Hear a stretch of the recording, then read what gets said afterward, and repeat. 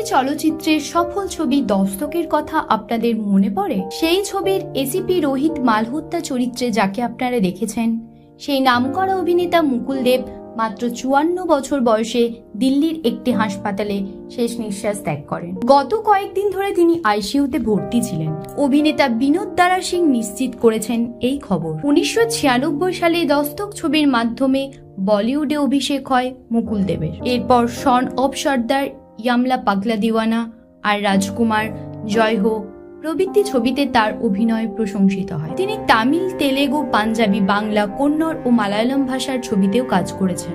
বাংলা ছবিতে তার অভিষেক হয় 2011 সালে অভিসন্ধি ছবির মাধ্যমে। পরবর্তীতে আওয়ারা, বচ্চন, সুলতান, দ্য সাভিয়ার ছবিতে অভিনয় করেন। পরিচালক রাজাচন্দ্র স্মৃতিচারণায় বলেন, মুকুল যে ভালো বাংলা বলতে পারতেন না, তবে চেষ্টা করতেন।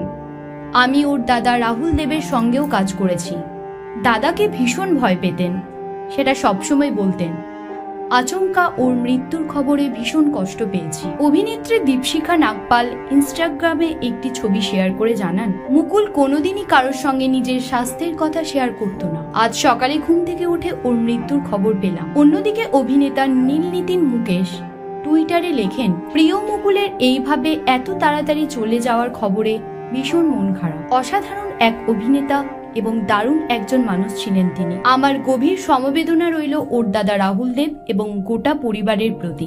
এই কঠিন সময়ে ঈশ্বর আপনাদের সকলের সঙ্গে থাকুন।